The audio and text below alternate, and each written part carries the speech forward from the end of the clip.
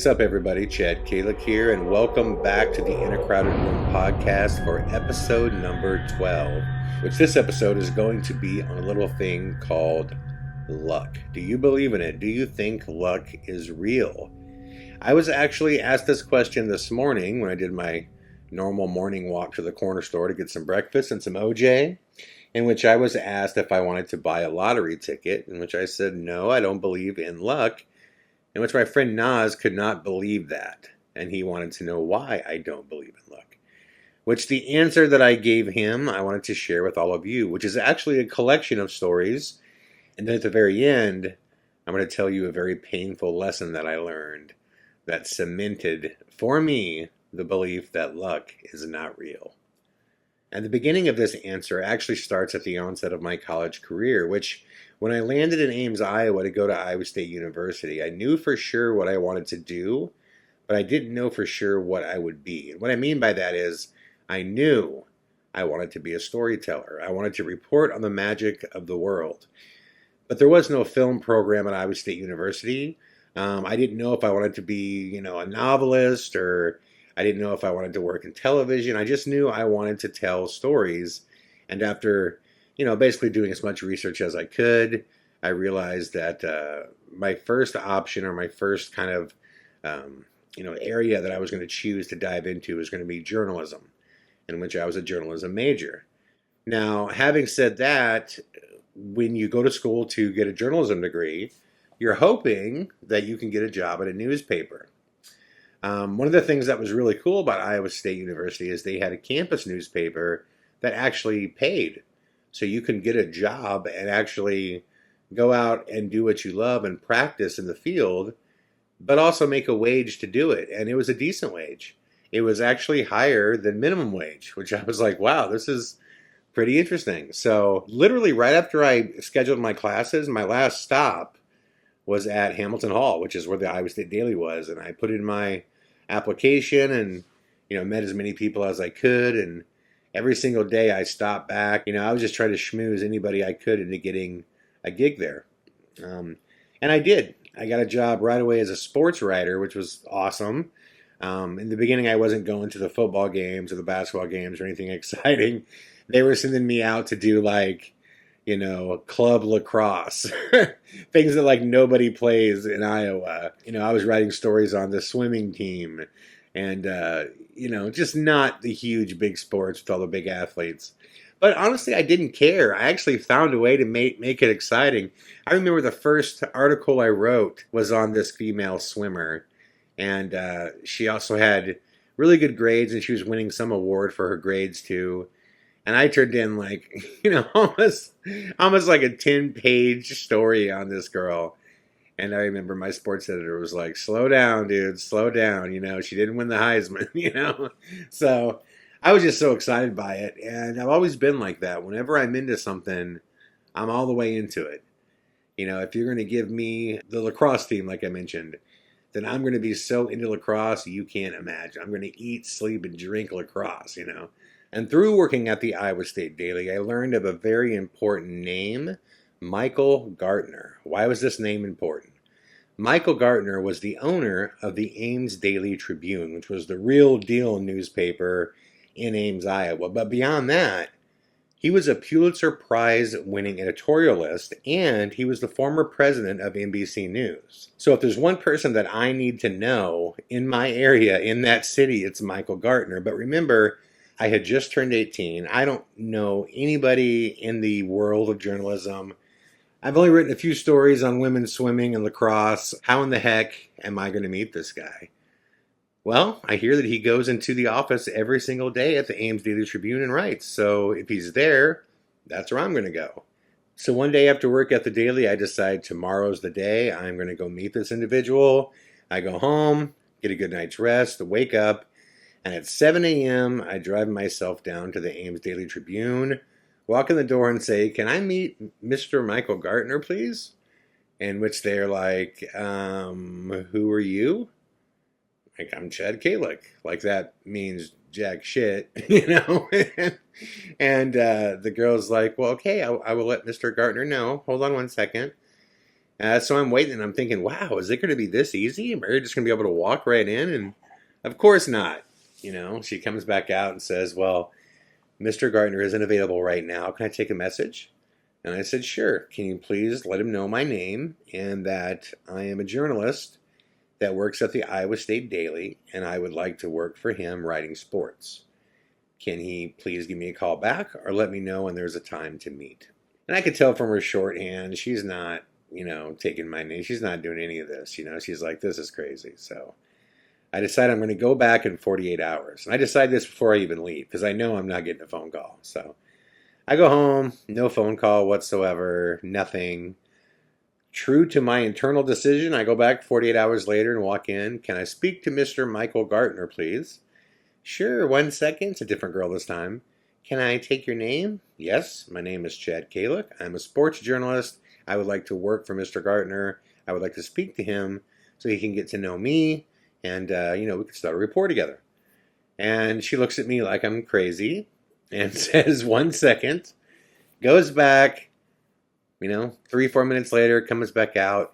Mr. Gardner isn't available right now, but if I could take your information, I'll, relay the message. So I give her the info again, knowing, I'm not going to get through this way, but I'm just going to keep doing it until they either tell me to not come back or until Michael Gardner walks out of his office and says, get off my property. So I go home, nothing, no phone calls, nothing happens.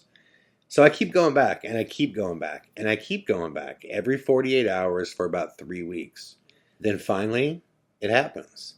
The secretary walks back out of his office and says, it'll be just a few minutes, and then Mr. Gartner will see you.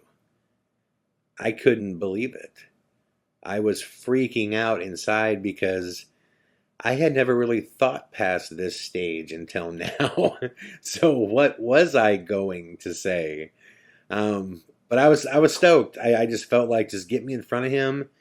And I believe, real recognize real, man. Give him my heart and this is going to work out. And he brought me in and he sat me down and he said, nice to meet you, Mr. Calek. I understand you've come by quite a few times. And I said, yes. And he said, how can I help you? And I just told him, I said, I could write and I want to write for you. I want to work with the best people. I'm an athlete. I'm into sports. I'm writing sports right now at the Iowa State Daily. I know it's just a college newspaper, which isn't really considered real to anybody, in the real working world of journalism. I go, but if you just give me a chance, then I can do a good job for you. And I even said, I'll do it for free. Don't pay me. Just give me a story and let me show you what I can do.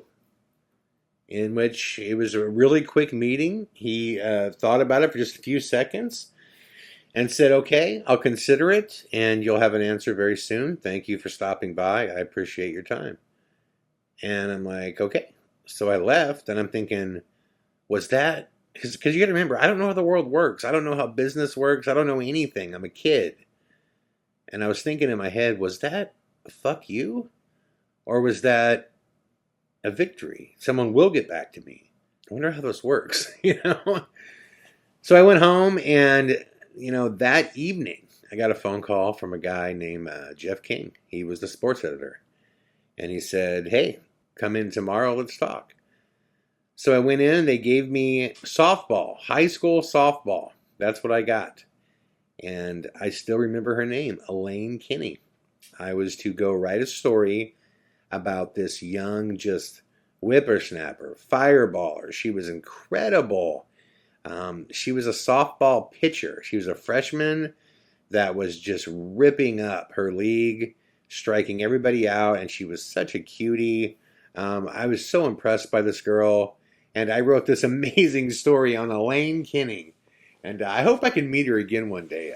Elaine Kinney, if you should hear this, I thought you were awesome. It felt like I was watching Nolan Ryan. It was so cool.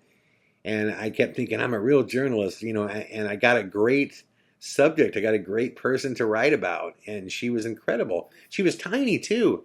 It was so crazy because she had such a tenderness to the way that she would speak. And she was just very kind of polite, but very smiley. But man, when she would step into her fastball, that underhanded just snap, and she would let out this grunt. I mean, it was just like, rah! It was amazing. I was like, this is awesome.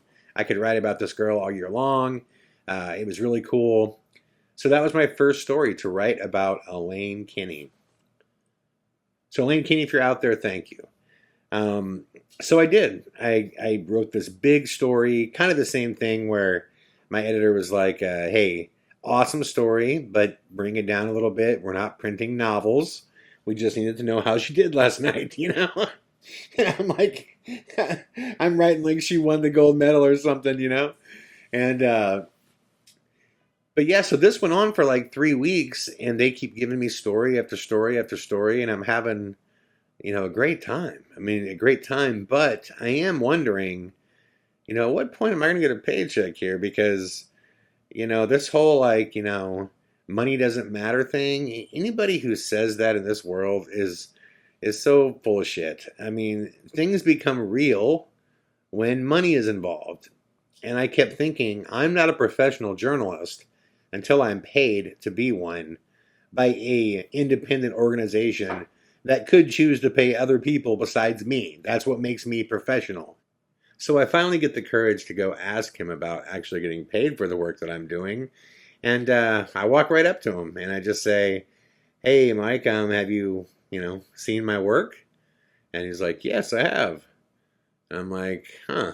I mean, is there anything I'm doing wrong? Is it bad work? Is it good work? Are you happy with it? That type of thing. And I don't remember exactly what he said, but it was just something to the effect of, yeah, no, it's good. You're doing a good job. So I paused and said, well, good enough to get paid, And he kind of laughed a little bit and said, I was wondering how long it would take you to ask, I mean, he was totally putting it on me, and I could tell why, because it was my introduction to the real world. In the real world, if you're going to do a good job for free, that's on you. And I said to him, well, yeah, I would love to get paid for what I'm doing. And he goes, okay, no problem. We'll get you started, And it was over. It was that quickly. And yeah, just like that, they actually started me. It was on a salary. It was a full-time gig on a salary. And I walked out that day and I realized, wait a minute. I'm 18 years old. And I now have a salaried job as a sports writer at the Ames Daily Tribune. And I'm going to college to get a degree so that I could hopefully get the job that I currently have. This is messed up. I was like, this is so backwards. So I remember I was calling home and I was talking to my good friend Clint, and I remember telling him about this whole situation. And he said to me, and he didn't mean it in a bad way, but he said to me, he goes, that's you though, man. He was like, you're just the luckiest guy I know, man. And that stuck with me in a bad way. For one, I just had never considered myself a lucky person. And two, man, luck my ass. I woke up every day and went down there and had to just eat shit and look stupid every 48 hours for 3 weeks at a time, and then worked for 3 weeks for free and had to get the courage to go, ask my boss who could fire me and send me home if I can get paid. I felt like I earned this. This wasn't luck. I earned this, And I remember thinking, I wonder how many other things in life we point at and say, man, look how lucky they are, that we just don't know the behind the scenes story. And this kind of stuck with me at that time because I knew I wasn't lucky. So about a year after working that job, I was in a band with my brother playing original music. And we tried really hard, but it didn't work. I mean, the songs we loved, but they weren't resonating with people. The clubs weren't getting it. It just really wasn't working. Brian and I were fighting a lot. It just wasn't a good situation. So at the same time, there was this band, 35 Inch Mutter, that had played one show, but it was with us. They had opened for us, and they were awesome. Very much kind of like Rage Against the Machine, but heavier. And I hear a rumor that they need a bass player. So I decide I'm going to go for it. I'm going to go hop in that band, and if they like me, I already know I like them. I'm going to bust my ass, and I'm going to make something happen. And a lot of truly magical things happened in that band, which is for another podcast and a whole other documentary that I've made. But the point being is things took off for us. But I remember there was something really unique that happened that I was so happy we did because it ended up being a very kind of like key element. And that was the establishment of a website. And this may sound crazy now because everybody has a social media page and a website and all this stuff. But at that time, back in 2000, 1999, 2000-ish, not everybody did. And I was saying that we need to get a website because anything that we can do that could, get our name out, especially to people in California or New York, because we were trying for a record deal. I was like, no stone left uncovered, right? So if we can put something online that's always there with our music so people could see who we are and they could see pictures to our concerts, then we need to do it. And we took this long vote, as to whether we should do it. And I think initially Dave and I, the drummer, were the only ones that wanted to do it because it would cost money. The final agreement was, well, if we could do it without having to pay money, sure, why not? Which is kind of a funny thing to settle on because, yeah, of course, if you can get something for free, we'll take it. Great band vote there. So we did. And what's really interesting is if it weren't for that webpage, I don't think I would be living in California right now. Or at least I wouldn't have traveled this route because what happened was a friend of ours was a hacker, and he found a way to build us a website that was on the back end of the Iowa State University website, which it is still there to this day. It is still up. It is such a horrible website, but it was something. It was our live shows, our music, just enough to show who we were, basically. That website somehow got picked up by some Los Angeles site that congregated all these, metal bands all over the country, whether they were signed or not. And on that website, my current manager, Mr. Kurt Smith, found out about us. That's how he learned of us. The name Kurt Smith may sound familiar to some of you guys because Kurt's the singer for Tears for Fears. And it's weird because I've known Kurt for so long now, I often forget that. But what's interesting about that is the first cassette tape that I ever bought in my life was Songs from the Big Chair. And I was the biggest Tears for Fears fan in the world. My dad loved Tears for Fears. It was, definitely an album in which we found common ground. And to this day, I still have that cassette. Now, that's interesting to me because I'm driving down the road one day and I get this phone call and there's this English accent on the other line. And it's this guy telling me that he's Kurt, which I don't believe. I'm like, someone is playing a total joke on me. What is going on right now? And lo and behold, I could not believe when I actually eventually met him and was like, I can't believe this is all real. And it would have never happened had we not put up this website. And I remember talking to my friend Brandy back then and telling her how I bought Kurt's cassette tape a long time ago, and my dad and I both loved it. And now it was crazy that he was calling me and I met him. And she was like, well, it'd be crazy if it was anybody else, but you're the luckiest person I know, so I'm not surprised. And again, this bothered me because I was like, look, I'm not saying it's not cool, but lucky?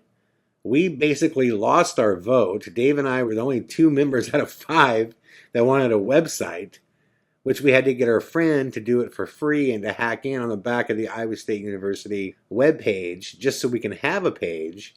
And had we not done that and went through all that, then Kurt wouldn't have seen this. But he saw it because we did it. We made sure that page went up. And she was like, but no, that's not lucky. She was like, what's lucky is once the page went up, he saw it. And I'm like, is that luck? A result of an action? Is that what luck is? And she was like, you don't see it that way? I'm like, yeah, I guess I don't, I guess I don't. So a few years goes by, and right after I got out here, I was spending a lot of time with my co-manager, Mark Edelman. I had two managers initially, and I love Mark. He was such a funny guy. He was New York born and raised. He was the former manager for everybody from Kiss to Prince to the Temptations, and I felt like he taught me a lot about the business, or at least tried in the beginning. And I was hanging out with him a lot and asking him a lot of questions about the business after I first moved here, which he really enjoyed. He was a great kind of teacher, and he was a great orator. He was a great speaker. And I was having lunch with Mark one day, and I said, so if there's one piece of advice that you can give me above all else, what would that piece of advice be? And Mark said, show up. Always show up. I go, okay, explain. And he goes, this is an industry of opportunity, and good ones only come along so many times. And he goes, so when they come along, you need to be in a position where you are in between that good opportunity and where it's going, so it has to go through you. He's like, you can only accomplish that by showing up. He goes, and you never know when the opportunity is coming, but you know it's going to come. So show up. I'm thinking, God, that is great advice. I get what he's saying right now. And I should have listened to him, because if I would have, I could have saved myself all kinds of pain. Because about 8 months after he and I both had this very conversation, he called me one day and said, hey, are you still interested in being in a band? And at that time, my band had broken up, which again, that's for a different podcast. But my heart was ripped out. I was like, my band broke up right at the onset of signing a record deal. And of course I wanted to be in a band, but when you're in an original band making original music that you love, and the seat gets pulled out from under you, it's just hard to imagine hopping into another band that in your mind could ever be as good as the band that you were in. And I say never be as good because I'm talking about to you. When you're writing your own music, you obviously love that music because you wrote it, and it's something that sounded good in your mind. So I'm thinking, yes, Mark, I want to be in another band, but they would have to be the most amazing band I've ever heard, or just huge and pay really well, because I'm a heartbroken musician right now, man. And he says to me, I have a band that I think is going to be huge. I really, really do. And they need a bass player. And when it comes to my abilities on bass, it's just an instrument that I get. It makes sense to me. I could do it. Mark knew that as well. So he's like, this band I want you to try out for, they're awesome. I think you'll love them. I think you'll love the guys. And I'm like, okay, well, what's the story? I'm like, why are you calling me? There's 30,000 other bass players And he goes, it's one of those situations where, the band is, and he was pausing, and I'm like, what? He's like, well, it's just, and I go, what? And he goes, well, the guy's an actor. And I go, oh, fuck, Mark, come on, man. I'm like, I don't want to do this. And the reason I said that is because at that time, there was all kinds of actor bands coming out. Russell Crowe had his 30-aught foot of grunt, and he was touring, and the Bacon Brothers were touring, and Keanu Reeves had Dog Star, and they were touring, and Bruce Willis and his band were touring. Johnny Depp and the Kids, who are horrible, were touring. And here comes another, actor band, and I'm like, okay, so this is why you're calling me. And he was like, no, he goes, it's not that. He was like, they're actually just, pretty hard rock stuff. I think you'll dig them. And he tells me their name, and I'm like, that's a cheesy name, man. I'm like, yeah. I'm like, listen, I'm sorry, dude. I'm out on this deal. And he goes, well, don't be out on it yet. He's like, just think about it.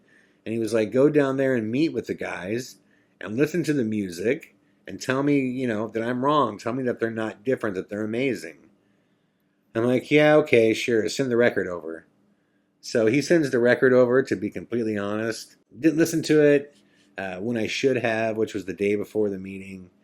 And then I finally called Mark up, and I said, yeah, I'm not interested, man. They're going to have to find somebody else. I'm Still heartbroken about my band. I appreciate the opportunity, but it's just not something for me. And he was like, okay, no problem, I understand. And that was the last we spoke about it for several years. The band was a little little known rock band called 30 Seconds to Mars with Jared Leto. Little did I know that they would become one of my favorite rock bands of all time. And there was a really good chance that I could have got this because at that time I was in a place where I could do it. I could tour nonstop. I didn't need much money to do it. I could play all of that music in my sleep. It was just one of those moments that I look back on and go, I could have been in 30 Seconds to Mars. And it crushes me. And I was recently telling a friend about that story, and he goes, damn, man, that's just unlucky, man. And I'm going, that's unlucky. That's unlucky. So if I do something, and as a result of that effort, if something good happens, then I'm lucky. But then if I don't do anything, like in this case, then I'm unlucky. This is why I say luck is a myth. It's not a real thing. There's no such thing as luck. There's only results of actions. There was only one meeting that I have ever knowingly chose to miss since I moved here almost 16 years ago. And that's the one. Because it taught me a very, very serious lesson. If you want to be unlucky in this town, sit on your hands. See how much action comes your way when you're standing still. I've often thought about what it might feel like to win the lottery. I mean, of course, anybody would be happy to wake up and have all their bills solved and have excess money and all that.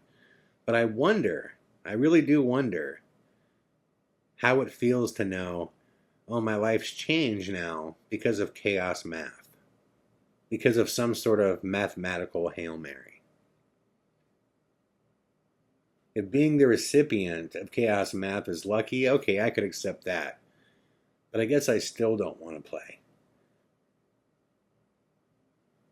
Because I want my fate and destiny to be something I created.